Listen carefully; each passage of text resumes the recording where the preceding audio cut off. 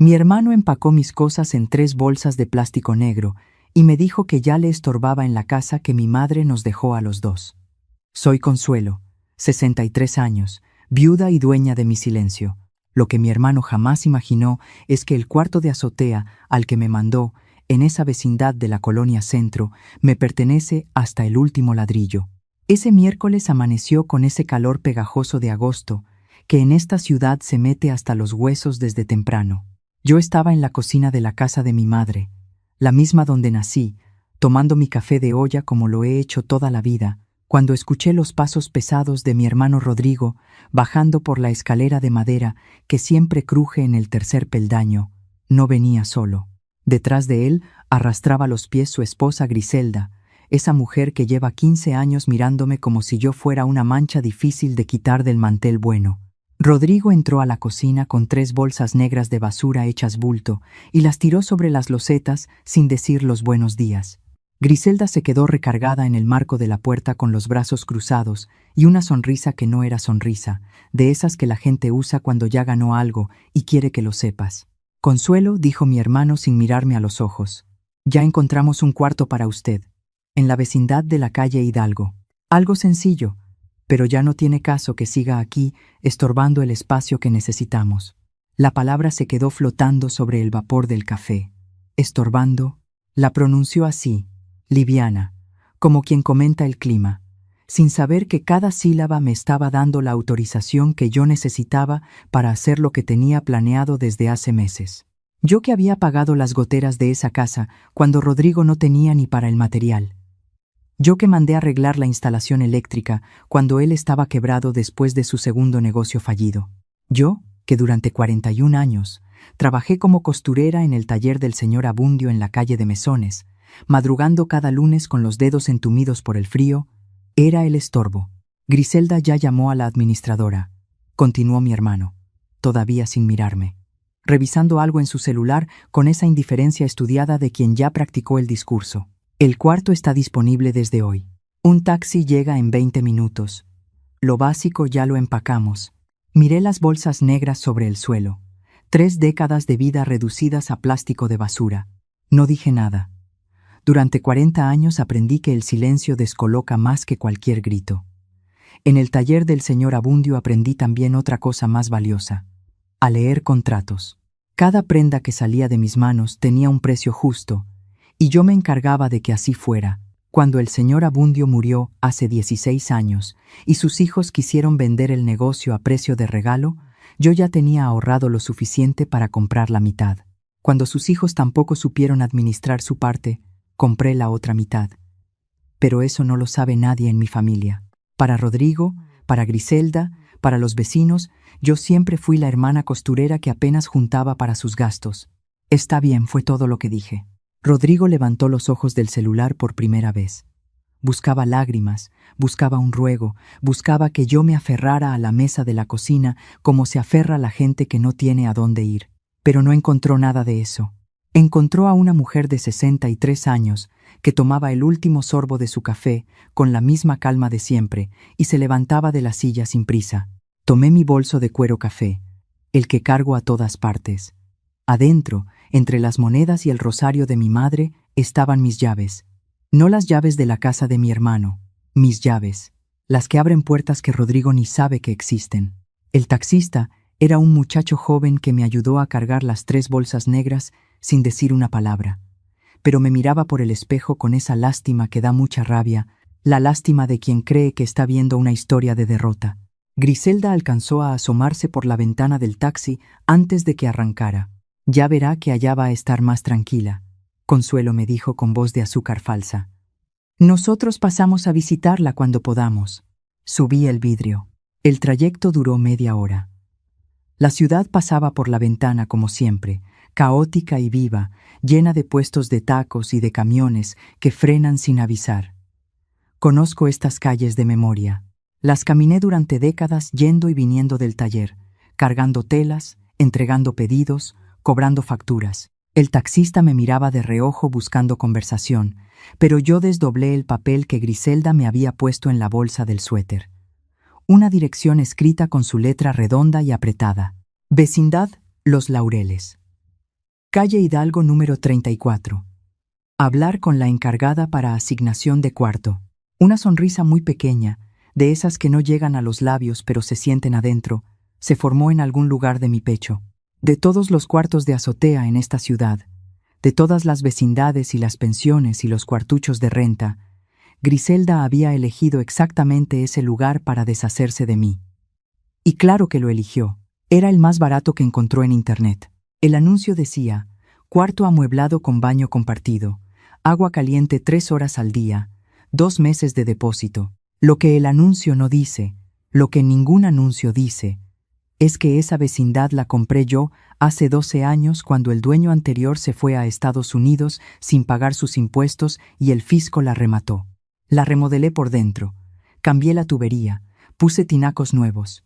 La administra una señora llamada doña Esperanza Villanueva, una mujer de toda mi confianza que cobra las rentas, resuelve los problemas y deposita cada quincena en una de mis cuentas. Mi nombre no aparece en ningún letrero, aparece en las escrituras, que están en la notaría número 4 de esta ciudad, guardadas con el mismo cuidado con el que guardo el rosario de mi madre. Mi propia cuñada me estaba mandando a cobrarle renta a mí misma. El taxi se detuvo frente a la vecindad. La fachada estaba recién pintada de color ocre, con macetas de bugambilia colgadas en el zaguán que yo misma había mandado poner hace 2 temporadas porque me parecía que el lugar necesitaba color. El muchacho sacó mis 3 bolsas negras y me tendió la mano para bajar.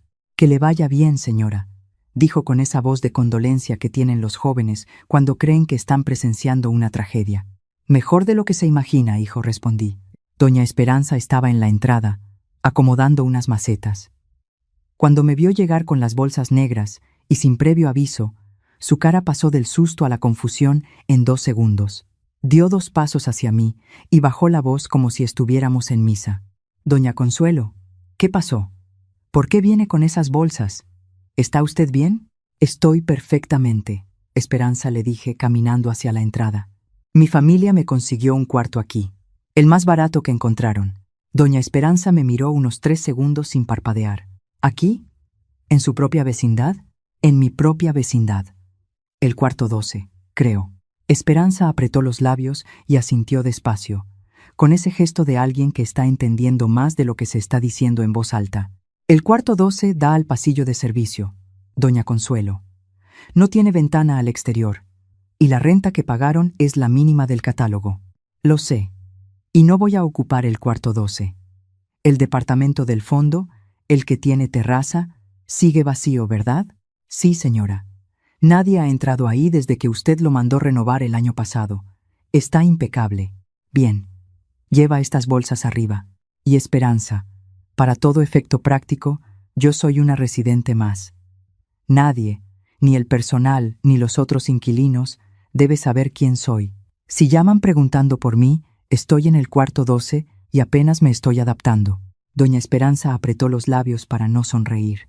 «Entendido, doña Consuelo. Como usted diga». El departamento del fondo era exactamente como lo recordaba. Piso de barro cocido, muebles de madera oscura, una terraza chica, con una jardinera donde habían crecido hierbas de olor que nadie había pedido plantar, pero que llegaron solas con el viento. Desde ahí se veían los tendederos de la vecindad y más allá, los techos de la colonia hasta donde alcanzaba la vista. Me senté en la silla de mimbre de la terraza y saqué mi libreta de cuero del bolso.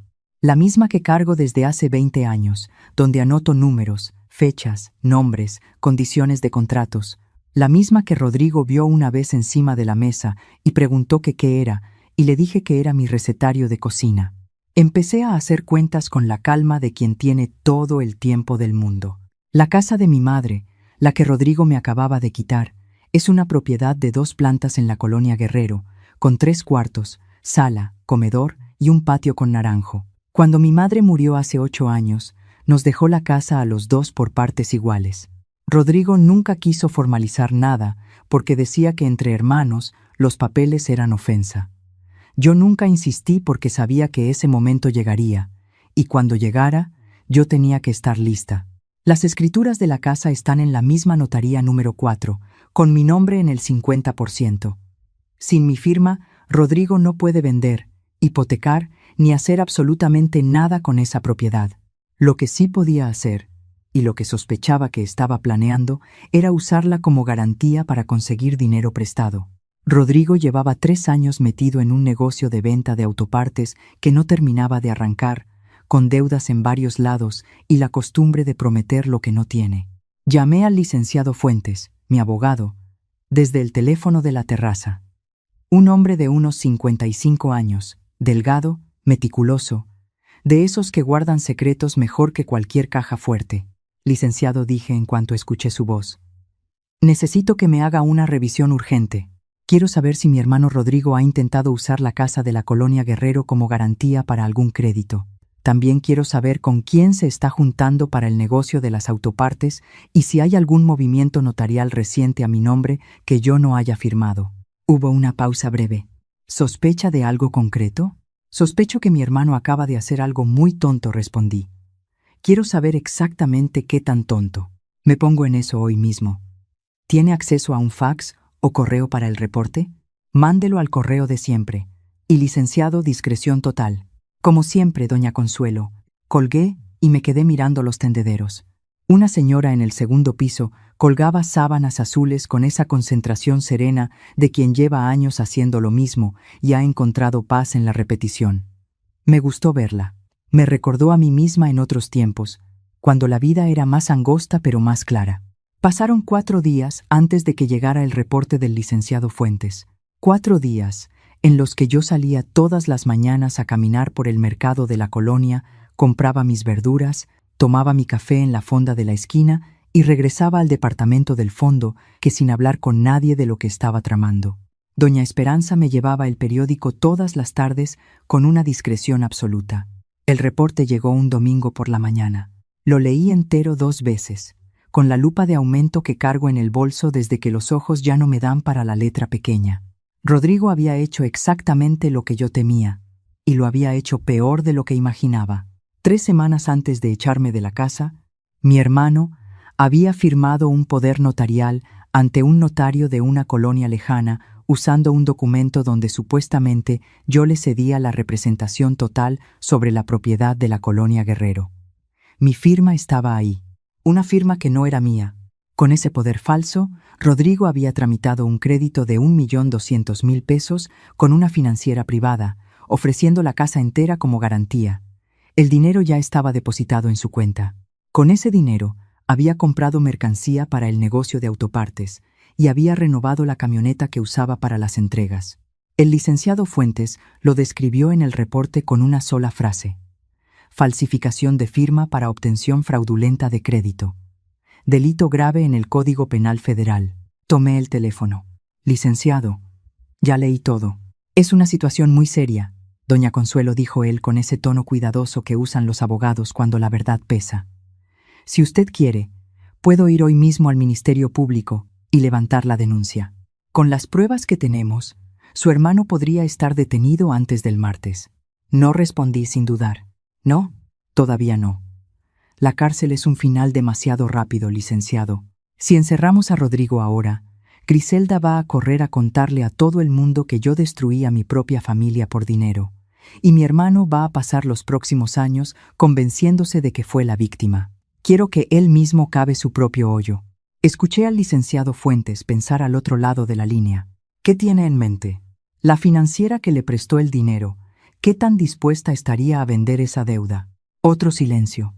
Más largo esta vez. Con el incentivo correcto, cualquier financiera privada vende su cartera. ¿Está pensando en comprar la deuda? Estoy pensando en ser la dueña de cada centavo que mi hermano debe. Que busque a sus socios, que le compre mercancía a sus proveedores, que se sienta el hombre de negocios que nunca ha sido. Y cuando esté en el punto más alto de su propia fantasía, le cobro todo con intereses. El licenciado soltó un sonido que a la mitad era tos y a la mitad era risa contenida. Va a ser usted mi cliente más complicada, doña Consuelo, pero nunca aburrida. Muévase rápido, licenciado. Y por favor, que ningún movimiento tenga mi nombre visible. Use la sociedad anónima de siempre. Para el miércoles tenemos la deuda comprada. Le mando confirmación. Colgué y me quedé en la silla de mimbre con los ojos cerrados unos minutos. El sol de la mañana calentaba la terraza y de abajo llegaba el olor a café y a pan dulce de la panadería de la esquina.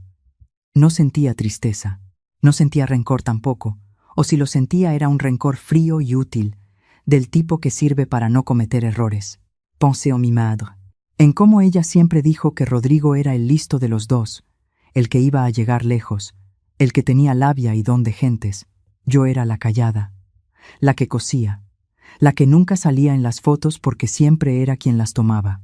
Mi madre me quería, no lo dudo, pero también era ciega para algunas cosas. No veía que mi silencio no era limitación, era método. El martes por la tarde, el intercomunicador del departamento zumbó 2 veces. Doña Consuelo dijo la voz de doña Esperanza en tono bajo. Su cuñada acaba de entrar por el zaguán. ¿Viene sola?, preguntó por el cuarto 12. Bien. Espérate 5 minutos y llévala. Me quité el suéter de lana y me lo cambié por una blusita más vieja, de las que tenía en las bolsas negras que Griselda me había empacado. Me solté el chongo y me dejé el cabello sin peinar. Tomé el rosario de mi madre y lo enredé en las manos.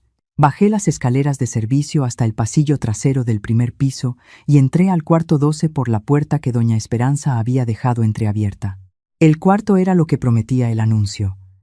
Una cama individual con colchón de esponja, una silla de plástico, un foco pelón colgado del techo y una ventana pequeña con reja que daba al pasillo interior. Olía a humedad y a jabón de lavandería. Me senté en la orilla de la cama y crucé las manos sobre el rosario. Esperé.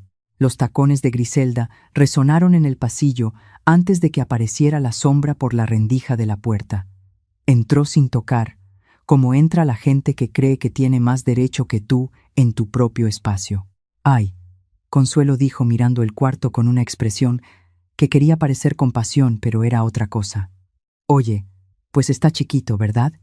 Pero para lo que necesitas está bien, ¿no? Estás tú sola. Tampoco necesitas tanto espacio». Me quedé en silencio mirándola. «Te traje unas galletas, Marías», dijo poniendo una bolsita del Oxxo sobre la silla de plástico. «Y tantita fruta, una mandarina y un plátano, para que tengas». Asentí sin decir nada. Griselda no se sentó. Miraba los rincones del cuarto con ese ojo clínico de quien está verificando que el problema quedó resuelto. Luego sacó el celular, revisó algo rápido y lo guardó. «Oye, pues Rodrigo está muy contento con el negocio, ¿eh? Ya metió toda la mercancía, ya tiene 3 clientes grandes confirmados. Dice que para fin de año ya estamos en otro nivel. Hasta piensa remodelar la sala de la casa, poner duela y todo. La casa se va a ver muy diferente». «La casa, mi casa», qué bien dije con voz opaca. «Ya sé que te costó trabajo adaptarte, Consuelo, pero fue lo mejor para todos. A veces uno tiene que hacer sacrificios, ¿verdad? Y aquí estás bien. Tienes todo lo que necesitas. Galletas Marías, una mandarina, un plátano». Eso era lo que valía para mi cuñada 4 décadas de mi trabajo. «¿Rodrigo no vino?», pregunté. «Está muy ocupado con el negocio. Ya sabes cómo es. Cuando uno arranca algo así, hay que estar encima todo el tiempo». Miró su reloj. «Oye, yo te encargo porque tengo que irme, tengo al dentista. Cualquier cosa me marcas, ¿eh? Cuídate mucho». Salió sin abrazarme. La puerta se cerró y sus tacones se fueron alejando por el pasillo hasta que el silencio regresó. Me levanté de la cama. Mi espalda recuperó su postura de siempre y mis manos soltaron el rosario. Miré la bolsita del Oxxo sobre la silla de plástico. La tomé y la dejé sobre el buró.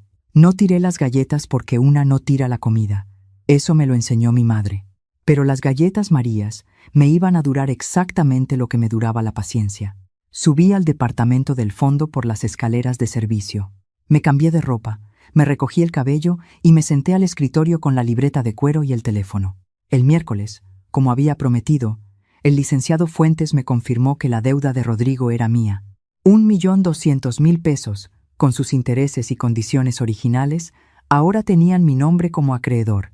Rodrigo le debía ese dinero a una sociedad anónima cuyo nombre no le decía absolutamente nada, y que en los papeles parecía una financiera cualquiera de las muchas que operan en esta ciudad. «¿Qué sigue?», preguntó el licenciado. «Mañana quiero que el nuevo acreedor, que somos nosotros, le mande una carta a Rodrigo exigiéndole una auditoría sorpresa de su negocio». Que le pidan los estados de cuenta del mes, los contratos con sus clientes y, sobre todo, que acredite la garantía que ofreció originalmente. Que le pidan la escritura de la casa. Si le piden la escritura, Rodrigo va a entrar en pánico. Sin su firma usted no existe como dueña parcial. Y sin eso la garantía es inválida. Exactamente. Y cuando entre en pánico, lo primero que va a hacer es buscarme para pedirme que firme algo. Que le diga a Esperanza que me fui a un retiro espiritual en Malinalco con unas señoras del grupo de oración y que no tengo señal de celular. El licenciado Fuentes soltó un resoplido. Malinalco. Muy específico. Los detalles específicos hacen creíbles las mentiras. Licenciado, mande la carta mañana. Pasaron 3 días. Doña Esperanza me reportó que Rodrigo había llamado a la vecindad 4 veces preguntando por mí. Cada vez, ella le decía lo mismo con una paciencia de santa. Que doña Consuelo estaba en su retiro, que no había manera de comunicarse, que en cuanto regresara le daría el recado. El sábado por la mañana, cuando yo estaba en la terraza leyendo con mi lupa y tomando café, el intercomunicador zumbó 3 veces seguidas. Doña Consuelo, la voz de doña Esperanza sonaba tensa. Están aquí los dos, su hermano y su cuñada. El señor Rodrigo está alterado. Dice que necesita hablar con usted urgente, que es una emergencia. Amenazó con llamar a la policía si no lo dejamos pasar al cuarto 12. Respiré despacio. El momento había llegado antes de lo que esperaba, pero no importaba. Estaba lista desde hace semanas. Esperanza, escúchame bien. Diles que la encargada de la vecindad los está esperando en la oficina del 3er piso porque la dueña del inmueble se enteró del escándalo y necesita hablar con ellos sobre el familiar que tienen como residente. Súbelos por la escalera principal. ¿Y usted? Yo subo por las de servicio. Dame 2 minutos. Cerré la libreta. Fui al ropero y saqué el traje sastre color vino que tengo para las reuniones importantes, de esos que uno manda a hacer a la medida cuando ya sabe que va a necesitarlo. Me lo puse, abroché los botones de nácar, me recogí el cabello en un chongo limpio y me puse los aretes de oro que Griselda siempre decía que eran demasiado finos para una simple costurera. Acomodé sobre el escritorio 3 documentos en orden.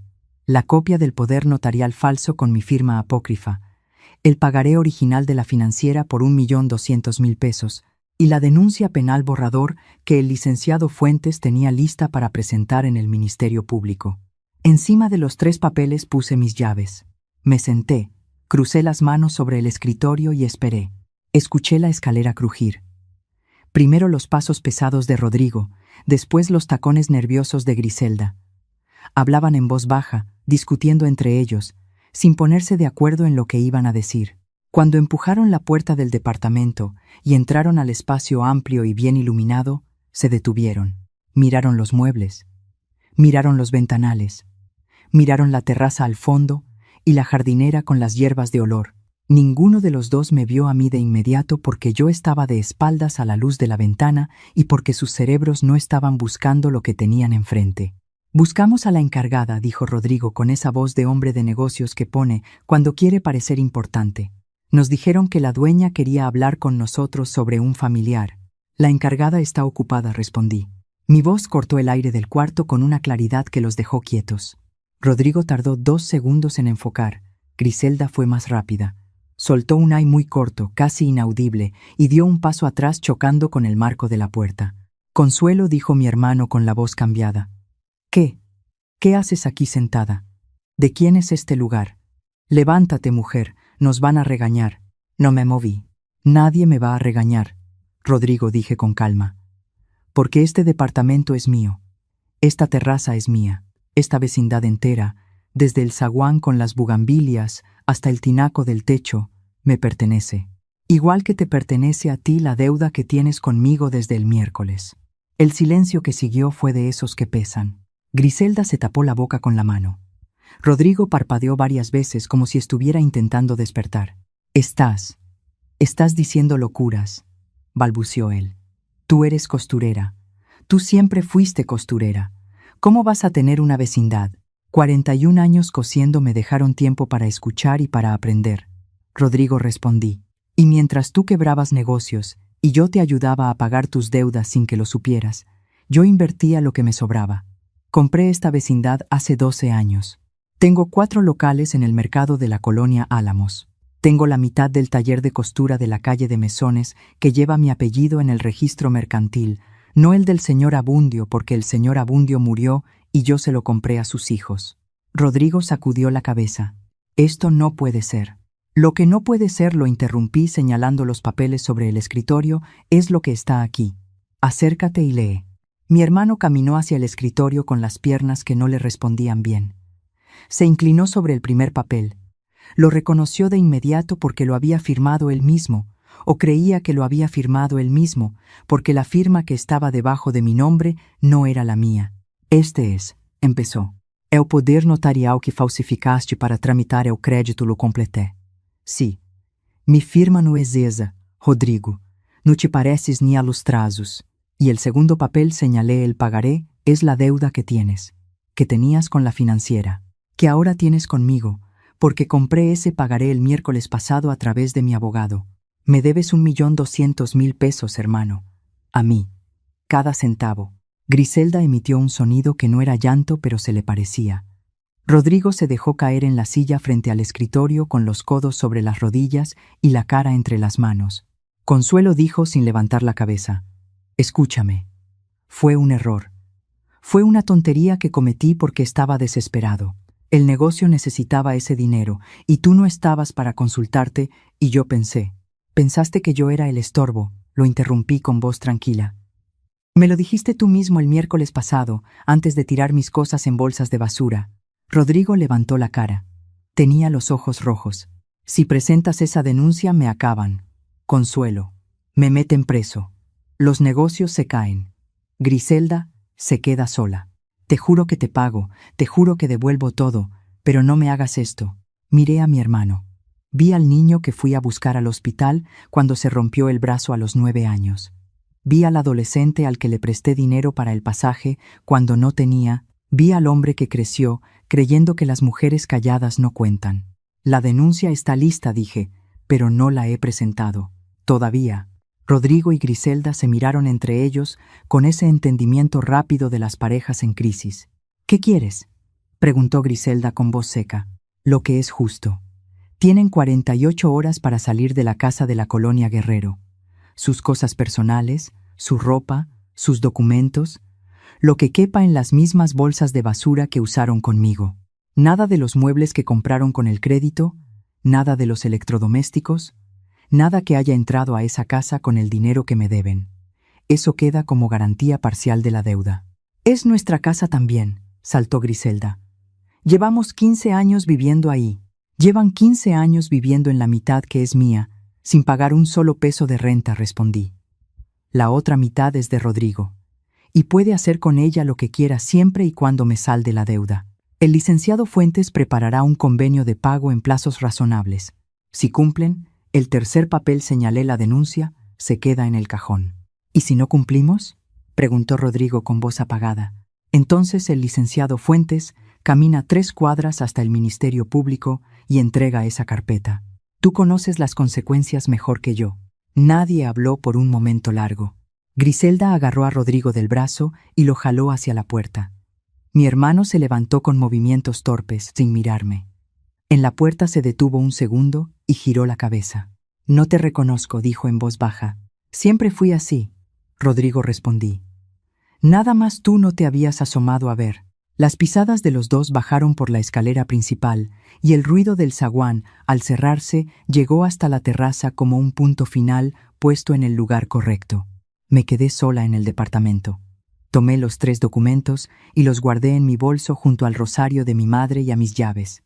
Me acerqué a la terraza y me apoyé en la baranda mirando los tendederos y los techos y más allá los árboles del parque que se alcanzaban a ver si uno sabía dónde mirar. El miércoles por la mañana, doña Esperanza me avisó que la casa de la colonia Guerrero estaba vacía. El licenciado Fuentes confirmó lo mismo media hora después con un mensaje corto. Me puse el traje sastre color vino, tomé mi bolso y bajé por la escalera principal por primera vez desde que llegué a la vecindad. Crucé el zaguán, saludé a doña Esperanza con un gesto de la cabeza y salí a la calle. La ciudad estaba ahí, igual de ruidosa y viva de siempre, oliendo a cemento mojado y a gorditas de la señora del puesto de la esquina. Caminé despacio hacia la parada del camión, sin apuro, con la espalda recta y los pies seguros sobre el pavimento. 41 años me pasé escuchando conversaciones de los clientes en el taller, escuchando los precios de los terrenos en la radio, escuchando los consejos del licenciado Fuentes sobre cómo proteger lo que uno construye. Mi hermano creyó toda su vida que el silencio era señal de que no había nada adentro, que las mujeres calladas eran mujeres vacías. Apreté el rosario de mi madre dentro del bolso y seguí caminando. Al echarme de la casa con 3 bolsas de basura, Rodrigo rompió el último hilo de obligación que me ataba a cargar su historia. Me devolvió algo que yo había guardado con demasiada paciencia: el permiso de ser, finalmente, solo mía.